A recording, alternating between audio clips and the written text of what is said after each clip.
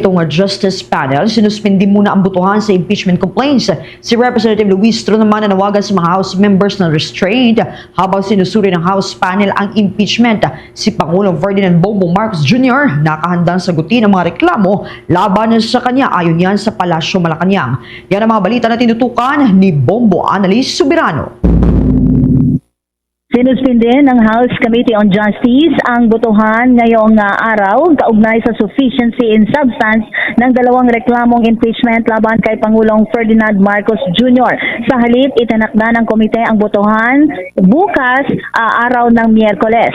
Ayon kay Justice Committee Chairman at Batangas Representative Jervil Luistro, layo ng pagsuspinde ng botohan ay bigyan ng sapat na panahon ang mga miyembro ng komite upang masusing pag-isipan ang kanilang magiging boto bukas.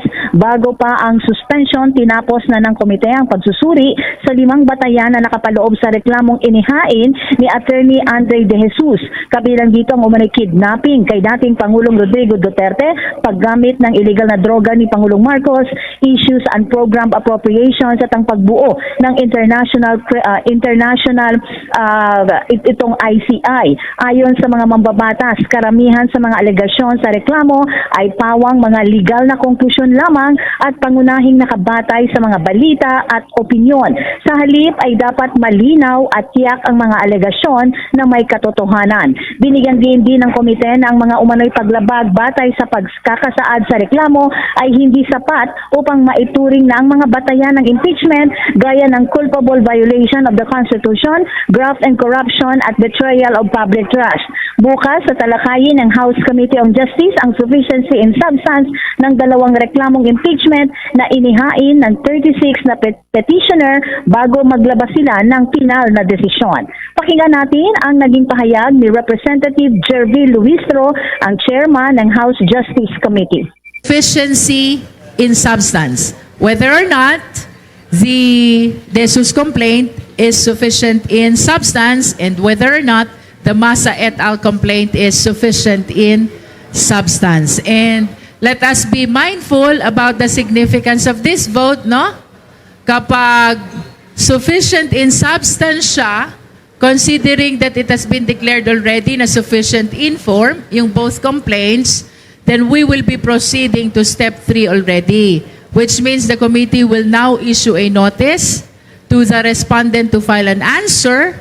Should the complainant wishes to file a reply, they can file a reply. And should the respondent wishes to file further rejoinder, he can still file a rejoinder.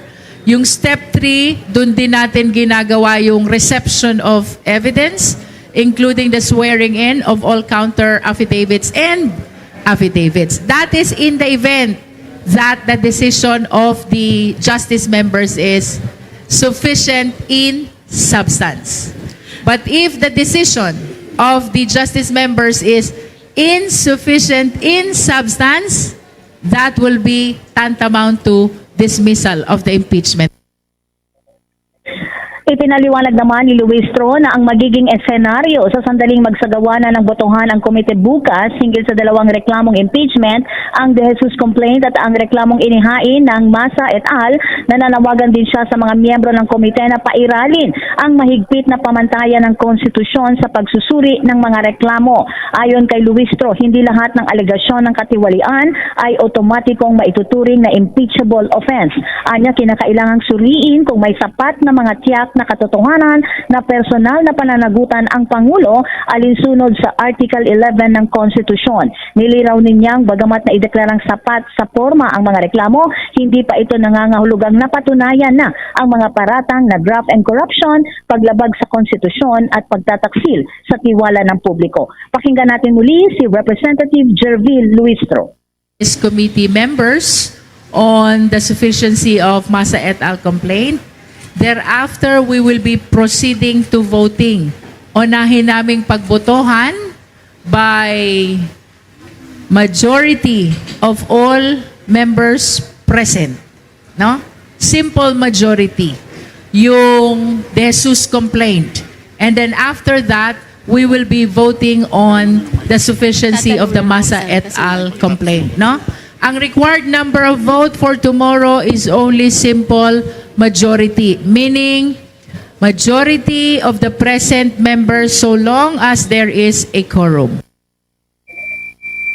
Samantala, iginiit naman ni Representative Joel Chua na bagamat may mga miyembro ng Kamara na nagsasabing hindi sufficient in substance ang De Jesus complaint, maituturing pa umanong premature ang ganitong pahayag at dapat hintayin ang formal na botohan. Pakinggan natin si Representative Joel Chua.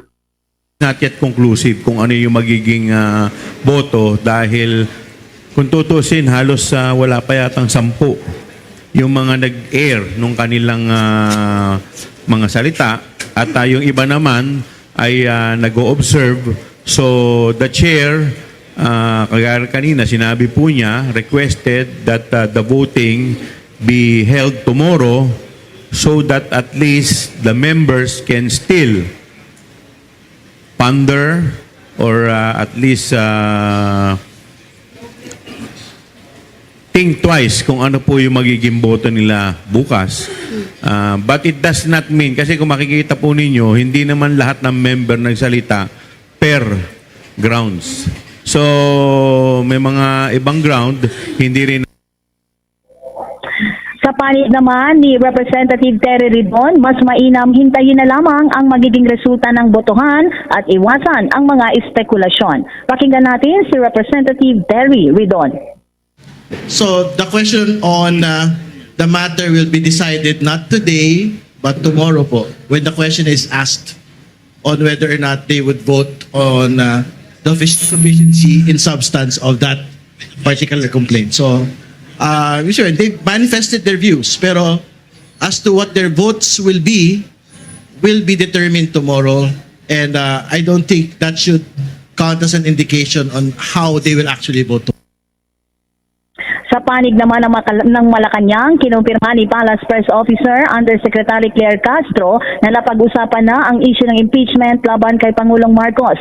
Gayunman, iginiit niyang igagalang ng Pangulo ang anumang prosesong susundin ng Kamara. Sinabi pa ni Castro na wala pang ginagawa paghahanda ang legal team ng Pangulo kaugnay sa nakatakdang botohan. Dagdag pa niya, hihintayin muna ng Pangulo ang magiging resulta ng proseso bago ito tumugon. Nakatakdang bumoto ang House Committee on Justice bukas kung sapat ang nilalaman ng mga reklamong impeachment laban kay Pangulong Marcos. Pakinggan natin si Palace Press Officer Undersecretary Claire Castro. Pag-usapan, yes, ang sabi lang niya ay nandiyan ang proseso at kung anong proseso, igagalang niya. Alamin na natin kung anong mangyayari sa proseso. So, pag nandiyan naman po yung proseso, sasagot na lamang po. Si Palace Press Officer Undersecretary Claire Castro. Bombo Anali, Montaño Soberano, nag-uulat. And this is Bombo Radio Philippines, the #1 and most trusted source of news and information. Basta Radio, Bombo. For the most trusted source of news and information, visit our website at www.bomboradio.com. Follow us on Bombo Radio mobile app, Facebook, YouTube, TikTok, and X, formerly Twitter. Like, share, and stay connected. Anytime, anywhere.